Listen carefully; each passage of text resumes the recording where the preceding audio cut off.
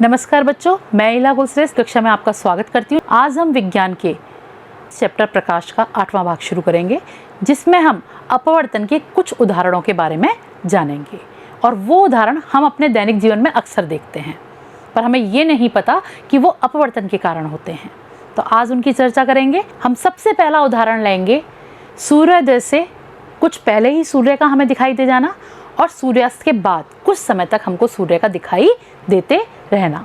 तो इस चित्र से हम बच्चों समझेंगे। मान लीजिए ये सफ़ेद जो पोर्शन है ये हमारी क्या है, पृथ्वी। ये पृथ्वी की सतह पर एक व्यक्ति खड़ा है, यानी अन्वेषक खड़ा है। आप खड़े हुए हैं या मैं खड़ी हुई हूँ, कुछ भी मान सकते हैं। ये जो पीला पीला भाग है ये पृथ्वी के चारों ओर क्या है, वायुमंडल। यहाँ ये सीधी रेखा दिखाई दे रही है, ये है हमारा क्षितिज। क्षितिज वो काल्पनिक जगह है जहाँ दूर देखने पे हमें पृथ्वी और आकाश मिलते दिखाई देते हैं। क्षितिज से नीचे की कोई भी चीज़ हमको दिखाई नहीं देती, क्षितिज से ऊपर की चीज़ें हमको दिखाई देती हैं। तो यहाँ वाला व्यक्ति जब इधर देखेगा कि सूर्य उगेगा तो क्षितिज से ऊपर आएगा, तब हमको दिखता है। पर ऐसा नहीं होता, हमें जब क्षितिज से नीचे होता है तो ही दिखने लग जाता है। कैसे? हम जानते हैं कि पृथ्वी सूरज के चक्कर लगाती है। अब वो चक्कर लगाते समय मान लो स्थिति ये बनती है कि सूरज यहाँ आया, फिर यहाँ आया, फिर यहाँ आया, फिर यहाँ आया, यानी क्षितिज से नीचे आ गया। इस स्थिति में जब सूरज के प्रकाश की किरण वायुमंडल में प्रवेश करती है तो वायुमंडल में जो पड़ते हैं, हम ऊपर से जब पृथ्वी की सतह तक आएंगे तो वो अपेक्षाकृत सघन होती चली जाती हैं। ऐसी स्थिति में ये प्रकाश जब वायुमंडल में प्रवेश करता है तो इसका अपवर्तन होना शुरू हो जाता है और धीरे धीरे वो मुड़ता चला जाता है। और मुड़ते मुड़ते जब वो व्यक्ति की आंखों में पहुंचता है तो यदि ये प्रकाश हम मुड़ता हुआ जब यहाँ पहुँचेगा व्यक्ति की आंखों में, तो प्रकाश सीधी रेखा में गमन करेगा। तो हम ये मानते हैं कि प्रकाश कहाँ से आ रहा है, ऊपर से आ रहा है, क्योंकि वो प्रकाश हमको इस जगह से आता हुआ दिखाई देता है, जबकि वास्तव में वो कहाँ से आ रहा है, क्षितिज के नीचे से। तो इस तरह से लगभग 2 से 4 मिनट पहले ही हमको सूर्य दिखाई देने लग जाता है। और सेम कंडीशन कब होती है, सूर्यास्त के समय होती है। सूरज हमारा क्षितिज से नीचे चला गया, यानी छिप जाना चाहिए, पर नहीं छिपता, क्योंकि इस स्थिति में भी प्रकाश जब वायुमंडल में प्रवेश कर रहा है तो अपवर्तन के कारण, अपवर्तन क्यों हो रहा है, क्योंकि यहाँ से विरल से सघन में आता जा रहा है, तो प्रकाश क्या हो जाता है, मुड़ जाता है। और मुड़ के जब हमारी आंखों में आता है तो प्रकाश सीधी रेखा में गमन करता है, तो वो हमें कहाँ दिखाई देता है, ये सूरज की आभासी स्थिति हमको यहाँ दिखाई देती है। तो इस तरह से सूर्यास्त के बाद भी 2 से 4 मिनट तक हमको सूरज दिखाई देता रहता है। आप इस बात को अपनी भाषा में भी लिख सकते हैं और चाहें तो ये मैंने लिख रखा है, आप इसको नोट भी कर सकते हैं। दूसरा उदाहरण हम देखते हैं, पानी से भरे बीकर या बाल्टी में सिक्के का ऊपर उठा हुआ दिखाई देना। मान लीजिए ये कोई बीकर है, इसमें ये सिक्का पड़ा हुआ है। ये प्रयोग तो आप घर पे भी कर सकते हैं, बाल्टी में सिक्का डाल के। अब इस बीकर में पड़े सिक्के से ये प्रकाश की किरण आ रही है, तो ये किस माध्यम में आ रही है, पानी में। और कहाँ आई, वायु में, तो यानी सघन से विरल में आ रही है। तो इस स्थिति में ये अभिलंब से दूर हट जाती है। और जब ये प्रकाश की किरण हमारी आंखों में पड़ती है तो यदि हम इस प्रकाश की किरण को सीधा बढ़ाएं तो ये हमको कहाँ दिखाई देता है, सिक्का ऊपर उठा हुआ दिखाई देता है, यानी वास्तविक गहराई से थोड़ा ऊपर दिखता है। बच्चों, आप एक खेल भी कर सकते हैं इस चीज़ को। एक पानी से भरी बाल्टी लें, उसमें एक छोटी कटोरी रख दें और ऊपर से सिक्का डालें उसमें। पानी जब स्थिर हो जाए तो वो सिक्का कटोरी में नहीं गिरता। क्यों नहीं गिरता? आप बार बार डालेंगे, बार बार डालेंगे, बहुत बार नहीं गिरेगा, बड़ी मुश्किल से गिरता है। आप करके देखिए, बड़ा मज़ा आएगा इस गेम में। क्यों? क्योंकि वहाँ अपवर्तन का प्रभाव है। हमें जो कटोरी होगी वो यहाँ दिखाई दे रही है, पर वास्तव में कटोरी कहाँ है, यहाँ। तो हम जो सिक्का डाल रहे हैं ऊपर से, वो इस जगह के हिसाब से डालते हैं। तो ये वाला प्रयोग तो आज ज़रूर करना आप, बहुत मज़ा आएगा आपको। अगली चीज़, पानी में डूबी हुई पेंसिल और स्ट्रॉ मुड़ी हुई दिखाई देती हैं। यहाँ हमारे दोनों चित्र हैं, ये आपको देख लीजिएगा। यहाँ पेंसिल पड़ी हुई है, तो इस पेंसिल से ये प्रकाश की किरण आ रही है, पानी में से हवा में आई तो क्या हो गया, अभिलंब से दूर हट गई और अभिलंब से दूर होकर हमारी आंखों में पहुँच रही है। तो इस स्थिति में अगर हम इस रेखा को पीछे बढ़ाएं तो पेंसिल हमको कहाँ दिखाई देती है, यहाँ। तो इस जगह से, यानी ये जो पृथक्कारी तल है, यहाँ से ये हमको टूटी हुई दिखाई देती है, जहाँ से वो क्या हो रही है, अभिलंब से दूर हट रही है। सेम कंडीशन किसके साथ होती है, स्ट्रॉ के साथ होती है। तो ये चीज़ भी किसके कारण हो रही है? अपवर्तन के कारण। आप सुबह जब नहाते हैं तो बाल्टी में अपना हाथ डालिए तो आपको पता चलेगा हाथ टूटा हुआ दिखाई देता है। क्यों? बिल्कुल यही कंडीशन है। इस हाथ के नीचे से जो प्रकाश की किरण आ रही है, पानी में से जब वायु में पहुंचती है तो अभिलंब से दूर हट जाती है और उसे सीधा करें तो हमारा हाथ टेढ़ा दिखाई देता है। ये चीज़ें छोटी छोटी हैं जिन्हें आप खेल खेल में अपने घर पे कर सकते हैं। नेक्स्ट चीज़ है हमारी, कई उदाहरण है, जैसे जल से भरी टंकी, बाल्टी आदि की वास्तविक गहराई कम प्रतीत होती है। आप सुबह जब नहाएं तो इस चीज़ को ज़रूर देखिएगा, पानी भरी हुई बाल्टी में जो नीचे का तला है वो हमको ऊपर उठा हुआ दिखाई देता है। आप हाथ डालेंगे तो लगेगा तो देखने में हमें पास ही है, पर वो हाथ हमारा नीचे चला जाता है। क्यों? अपवर्तन के कारण। जैसे सिक्का ऊपर उठा दिखाई दे रहा था, ऐसे ही पानी का तल जो है, बाल्टी का तल जो पानी में डूबा हुआ है, वो भी हमें कैसा दिखाई दे रहा है? ऊपर उठा दिखाई देता है। रात्रि में तारे टिमटिमाते दिखाई देते हैं। क्यों? तारों से जो अंतरिक्ष से प्रकाश आ रहा है, पहले निर्वात में आया, फिर वो वायुमंडल में आया, तो क्या हो गया? अपवर्तन हो गया, क्योंकि वायुमंडल में वायु सघन हो गई निर्वात की अपेक्षाकृत। जैसे जैसे वो पृथ्वी की सतह तक हमारी आंखों पे आया तो वायुमंडल की कई सारी परतों में उसका क्या हुआ? बार बार अपवर्तन हुआ, जिसके कारण वो हमको क्या दिखाई देता है? तारे टिमटिमाते दिखाई देते हैं। ऐसे ही जलती हुई मोमबत्ती की लौ के पीछे कोई भी चीज़ रखोगे तो वो हमें हिलती दिखाई देगी। क्यों? आप ये देखिए, मान लीजिए ये मोमबत्ती है, एक यहाँ कोई वस्तु है और आप यहाँ से देख रहे हैं, तो इस मोमबत्ती से हमें दिखाई नहीं देता पर कुछ ना कुछ धुआं निकलता है। तो जब हम इस वस्तु से प्रकाश की किरण आई तो ये कहाँ थी? वायु में। अब वो इस धुएं में आई तो क्या हो गया? घनत्व अधिक हो गया, यानी वायु की अपेक्षाकृत ये क्या हो गया? सघन। तो यहाँ पे इसका अपवर्तन हो जाएगा। फिर इस सघन से वापस वायु में आई तो फिर अपवर्तन हो गया। अब फिर हमारी आंखों में ये पहुंची, तो इस कारण ये वस्तु हमें कैसी दिखाई दे रही है? हिलती हुई दिखाई देती है। तो बच्चों, ये तो थे कुछ उदाहरण अपवर्तन के जो हम दैनिक जीवन में अपने देखते हैं। अब हम कुछ महत्वपूर्ण परिभाषाओं के बारे में जानेंगे।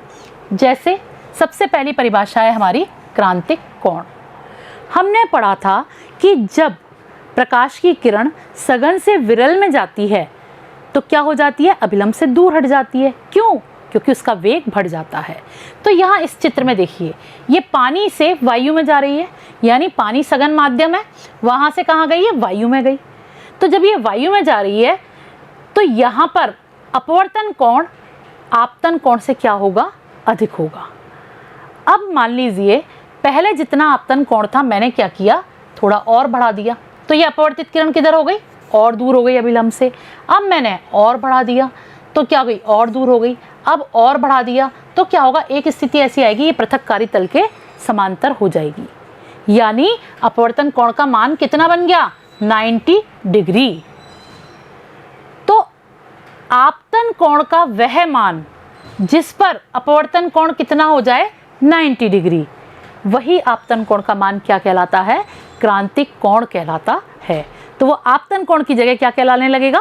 क्रांतिक कोण। तो इसको हम कैसे परिभाषित करते हैं? जब प्रकाश की किरणें सघन माध्यम से विरल माध्यम में जाती हैं तो अपवर्तन के पश्चात अभिलंब से दूर हट जाती हैं। आपतन कोण का वह विशिष्ट मान जिस पर अपवर्तन का मान कितना होगा? अपवर्तन कोण का 90 डिग्री, वही मान विशिष्ट जो है वो क्या कहलाएगा? हमारा क्रांतिक कोण कहलाता है। या फिर हम ये भी कह सकते हैं कि अपवर्तन के पश्चात अपवर्तित किरण दोनों माध्यम के पृथक्कारी पृष्ठ के समांतर हो जाती है तो जो आपतन कोण बनता है वो क्या कहलाएगा? हमारा क्रांतिक कोण कहलाता है। यदि आपके एग्जाम में ये आता है तो आप ये वाला चित्र बनाइएगा जिसमें अपवर्तन कोण हमने कितना बना रखा है? 90 डिग्री, और यहाँ पर जो कोण है आपतन कोण, इसको आप IC से प्रकट करिएगा। क्रांतिक कोण के बाद आती है अगली परिभाषा हमारी पूर्ण आंतरिक परावर्तन।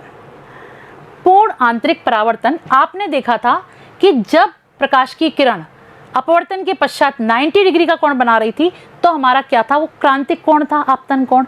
अब हमने क्या किया? आपतन कोण को क्रांतिक कोण से भी अधिक कर दिया।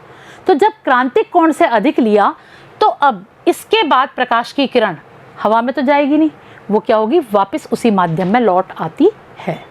और आपने परावर्तन में पढ़ा था कि जिस माध्यम में प्रकाश की किरण आपतित होगी उसी माध्यम में क्या हो जाती है, लौट आए, तो वो घटना क्या कहलाती है, परावर्तन। तो यहाँ पर यही हो रहा है कि पानी में गई, पृष्ठ से टकराकर वापस पानी में आ गई। पर ये कब हुआ, जब आपतन कोण का मान क्रांतिक कोण से अधिक हुआ, तब क्या हुआ, पूर्ण आंतरिक परावर्तन की घटना घटती है। यहाँ पर पूर्ण आंतरिक परावर्तन जो है, इसमें परावर्तन आंतरिक और पूर्ण शब्द का अर्थ क्या हुआ। परावर्तन तो देखो इसलिए है कि जिस माध्यम में जा रही है उसी में लौट के आ रही है, आप जानते हो परावर्तन इसी को ही कहते हैं, तो इसलिए हमने अपवर्तन की जगह यहाँ पे क्या कहा, परावर्तन कहा। पर आंतरिक का मतलब क्या हुई कि पानी में से गई और वापस अंदर की तरफ लौट आई, तो इसलिए हमने इसको क्या कहा, आंतरिक कहा। पूर्ण क्यों कह रहे हैं, पूर्ण इसलिए कह रहे हैं कि यहाँ पे जितना भी प्रकाश गया वो पूरा की पूरा प्रकाश क्या हो गया, परावर्तित हो गया, इसलिए हमने इसको क्या कहा है, पूर्ण आंतरिक परावर्तन कहा है। इसके उदाहरण हैं प्रकाश तंतु, मरीचिका, इसको हम मृग तृष्णा भी कहते हैं, और हीरे का चमकना। आपकी किताब में एक उदाहरण दे रखा है प्रकाश तंतु का। सबसे पहले हम ये देखते हैं कि पूर्ण आंतरिक परावर्तन इस प्रकाश तंतु में किस प्रकार से होता है। प्रकाश तंतु जो है वो एक प्रकार का तार है। तंतु मतलब सीधा वायर या तार, जिसमें एक तो सुरक्षात्मक ये कवर होता है, उसके अंदर दो परतें होती हैं अलग अलग पदार्थों की, जैसे एक परत ये हो गई इधर की साइड, और फिर उसके बाद ये अंदर की परत है जो कांच की बनी होती है, इसीलिए हम इसको ऑप्टिकल फाइबर भी बोलते हैं। ये जो माध्यम है इधर का, ये कैसा होगा, विरल, यानी यहाँ पे जो पदार्थ है वो विरल होगा अपेक्षाकृत किसके, इधर वाले अंदर वाले कांच के, और ये कैसा हो गया, सघन।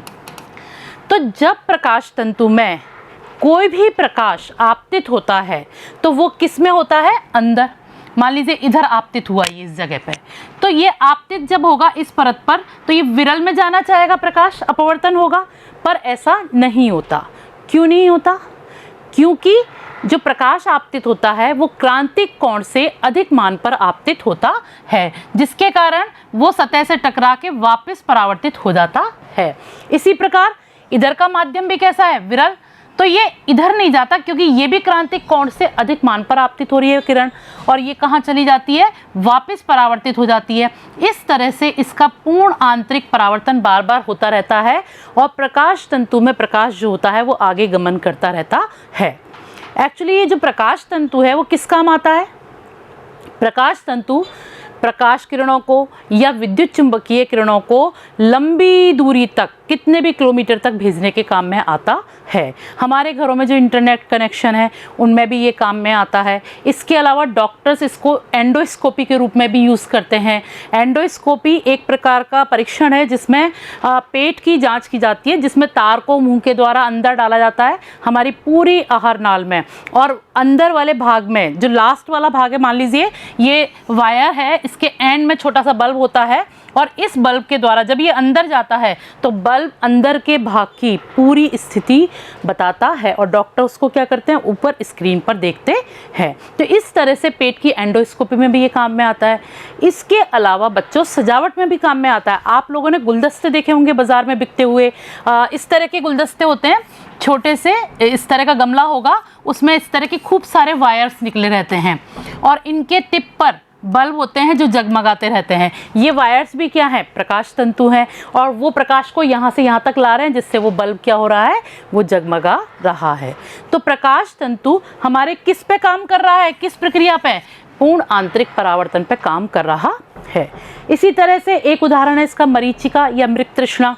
ये क्या है, आप सभी परिचित हैं। गर्मियों के दिनों में दोपहर के समय में जब हम सड़कों पर जाते हैं तो दूर से देखने पर हमें सड़क पर पानी दिखाई देता है। इसी तरह से रेगिस्तान में जब ऊंट पे सवार होकर सवारी जाती है तो उसे दूर कोई छोटा सा पेड़ होगा, उसके नीचे की तरफ पानी का तालाब या इस तरह का कुछ एहसास होता है। इसी को हम क्या कहते हैं, मृग तृष्णा, क्योंकि जब वो वहाँ पहुँचता है तो वहाँ पानी होता ही नहीं है। इसमें किस तरह से होता है, मान लीजिए ये व्यक्ति यहाँ से रेगिस्तान में देख रहा है। और ये क्या है, रेगिस्तान है। यहाँ क्या है, छोटा सा रेगिस्तान में जैसे छोटे नागफनी प्लांट होते हैं, तो इस तरह के ये प्लांट यहाँ पे हैं। ये व्यक्ति यहाँ से देख रहा है। अब ये गर्मी का समय है, मिट्टी जो होती है वो क्या हो जाती है, गर्म हो जाती है। तो मिट्टी के ऊपर की जो वायु है वो क्या हो जाएगी, गर्म हो जाएगी। और गर्म होके ये क्या होगी, ऊपर की वायु की अपेक्षाकृत कैसी हो जाती है, विरल हो जाती है।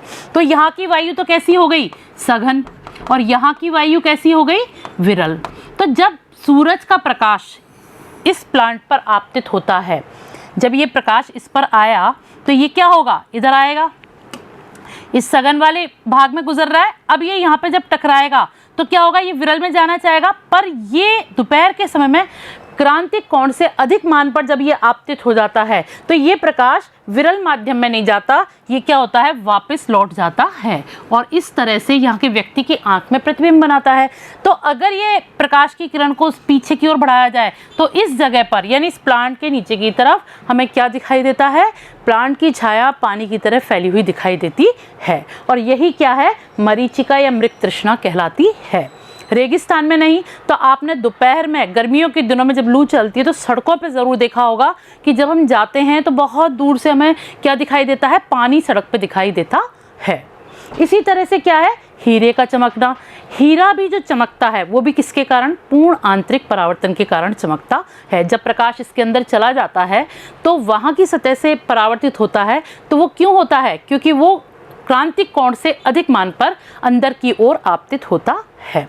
तो ये तो था हमारा क्या, पूर्ण आंतरिक परावर्तन। इसके बाद हम आते हैं अगली घटना जो हमारी क्या कहलाएगी, वर्ण विक्षेपण। वर्ण विक्षेपण ये भी एक अपवर्तन का ही प्रकार है, जिसमें श्वेत प्रकाश अपने सारे रंगों में विभक्त हो जाता है। हमने पहले वीडियो में पढ़ा था, प्रकाश जो होता है वो 7 रंगों से मिलकर बना होता है। अब वो 7 रंग जब एक ही माध्यम में चल रहे होते हैं तो उनका वेग क्या होता है, हमें अलग अलग महसूस नहीं होता, और वो प्रकाश एक साथ मिलकर हमें सफ़ेद रंग का दिखाई देता है, क्योंकि समान माध्यम में हम उसको अलग अलग नहीं कर पाते हैं। परंतु जब वही प्रकाश एक माध्यम से दूसरे पारदर्शक माध्यम में जब जाता है तो क्या हो गया, वो प्रकाश का क्या हो जाता है, अपवर्तन हो जाता है। हम इसको ऐसे भी कह सकते हैं कि सूर्य का प्रकाश या बल्ब का सफ़ेद प्रकाश जब एक माध्यम से गुजरते हुए किसी भी पारदर्शक माध्यम में जाता है तो उसका अपवर्तन हो जाता है, और दूसरे माध्यम में जाने पर जो प्रकाश था श्वेत, उसके जो विभिन्न रंग थे, उनका जो वेग था उसमें अलग अलग परिवर्तन आता है। और उसी के कारण हर रंग का जो अपवर्तन होता है वो अलग अलग कोणों पर होता है, जिसके कारण श्वेत प्रकाश हमको 7 रंगों में विभक्त हुआ दिखाई देता है। इसी घटना को हम क्या कहते हैं, वर्ण विक्षेपण कहते हैं।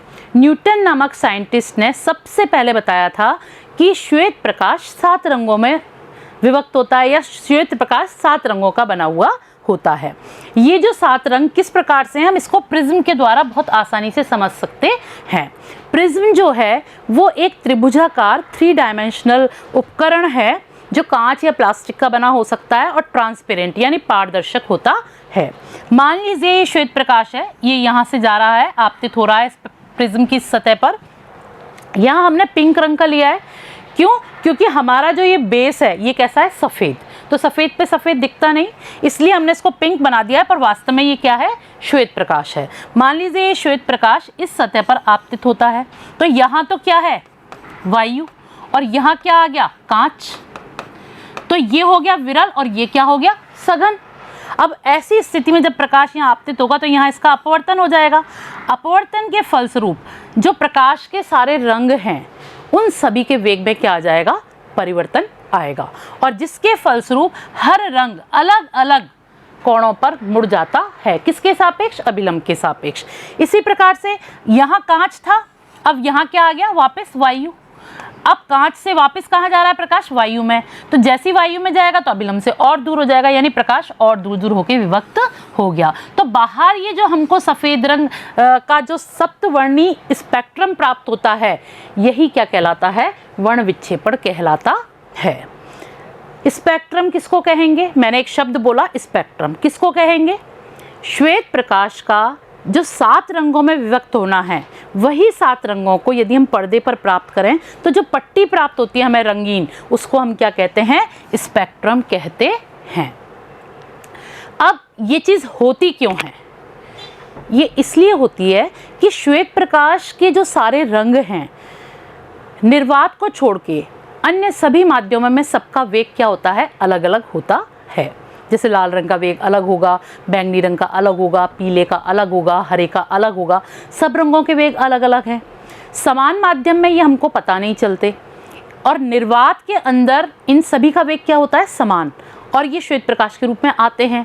वायु और निर्वात के अपवर्तनांक में ज़्यादा अंतर नहीं है, इसलिए वायु में ये हमको पता नहीं चलते, पर वायु के अंदर से जाते हुए ये जब दूसरे किसी भी पारदर्शक माध्यम में जाते हैं तो वहाँ पर हर रंग का वेग अलग अलग होने के कारण उनका जो अपवर्तन होगा, यानी अभिलंब के सापेक्ष जो वो मुड़ेंगे, सब अपने अपने वेग के अनुसार मुड़ते हैं, जिसके कारण ये वर्ण विक्षेपण की हमारी घटना होती है। अब 7 रंगों में सबसे कम जो वेग होता है वो किसका होता है? बैंगनी रंग का होता है। और सबसे अधिक जो वेग होता है वो किसका होता है? लाल रंग का होता है। इसी कारण जब प्रकाश प्रिज्म पे आपतित होने के बाद जब अपवर्तित होता है तो जो बैंगनी रंग होता है वो अभिलंब के सापेक्ष सबसे ज़्यादा मुड़ता है, जबकि लाल रंग जो होता है वो अभिलंब के सापेक्ष सबसे कम मुड़ता है। आपसे एग्जाम में पूछा जा सकता है कि बैंगनी रंग सबसे अधिक क्यों मुड़ रहा है, तो आप यही जवाब देंगे क्योंकि उसका वेग अन्य रंगों के प्रकाश किरणों के वेग की अपेक्षाकृत क्या होता है? सबसे कम होता है। हम ये भी कह सकते हैं कि उसकी तरंग दैर्ध्य क्या होती है? सबसे कम होती है, इसलिए वो अभिलंब के सापेक्ष सबसे अधिक मुड़ता है। ये तो था वर्ण विक्षेपण। अब वर्ण विक्षेपण के उदाहरण भी हैं जो आपने अपने दैनिक जीवन में भी देखे हैं, जैसे ये इंद्रधनुष हम सभी ने देखा है। बरसात के दिनों में इंद्रधनुष अक्सर बनता है। क्यों बनता है? क्योंकि इस वायु में पानी की जो बूंदें हैं वो होती हैं। तो जब पानी की बूंदों में प्रकाश जाता है तो वहाँ से जब परावर्तित होकर लौटता है तो वो बाहर हमको इंद्रधनुष के रूप में दिखाई देता है। इसको आप ऐसे समझ सकते हैं, मान लीजिए ये क्या है? पानी की एक बूंद है जो वायुमंडल में, यहाँ प्रकाश आपतित हुआ इस पर, यहाँ वायु थी, इसके अंदर गया पानी के अंदर, तो क्या हुआ? यहाँ विरल और ये सघन। विरल और सघन होने से क्या हुआ? जब विरल से सघन में जाएगा तो अभिलंब के पास आ जाएगी प्रकाश की किरण, और यहाँ पे प्रकाश की किरण क्या होती है? रंगों में विभक्त होती है और अभिलंब की तरफ झुक जाती है। पर ये 7 रंग बन जाते हैं हमारे। क्या बन गए? ये विबग्योर, यानी 7 रंग जो थे मैंने बताए थे आपको, विबग्योर उस रूप में ये पट्टी के रूप में अंदर ही बूंद के अंदर होते हैं। पर अब इस बूंद में से प्रकाश टकरा के वापस क्या होता है? मान लीजिए परावर्तित हो रहा है, तो ये क्या हुआ? बूंद में से कहाँ आ गया? वायु में। तो ये क्या हो जाएगा? अभिलंब से दूर हटेगा, तो प्रकाश और अधिक चौड़ा हो जाता है, यानी और अधिक हमको स्पष्ट दिखाई देने लग जाता है। और इसमें वही 7 रंग हमको दिखाई देते हैं। कौन कौन से? Violet, indigo, blue, green, yellow, orange and red, ये 7 रंग हमको दिखाई देते हैं। तो इस तरह से इंद्रधनुष का निर्माण होता है।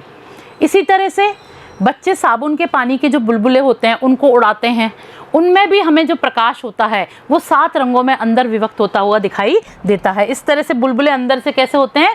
सप्तवर्णी पट्टी से रंगे हुए दिखाई देते हैं। इसके अलावा बच्चों, आपने कई बार छोटे बच्चों को खेल करते हुए देखा होगा, प्लास्टिक के जो स्केल होते हैं उसमें से वो इस तरह से देखते हैं, तो जो लाइट आती है वो कैसी? 7 रंगी पट्टी में दिखाई देती है। तो ये सारी घटनाएं हैं जिनमें प्रकाश क्या करता है?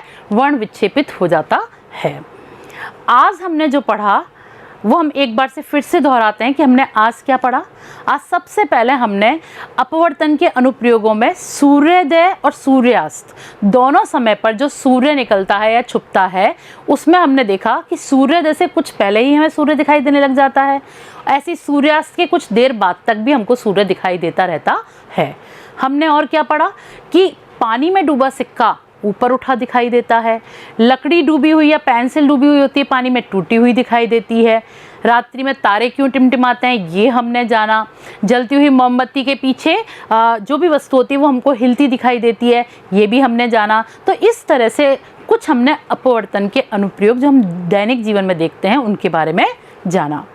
और फिर हमने कुछ घटनाओं के बारे में जाना, जैसे पूर्ण आंतरिक परावर्तन, क्रांति कोण कब बनता है, साथ में वर्ण विक्षेपण। आज इतना ही।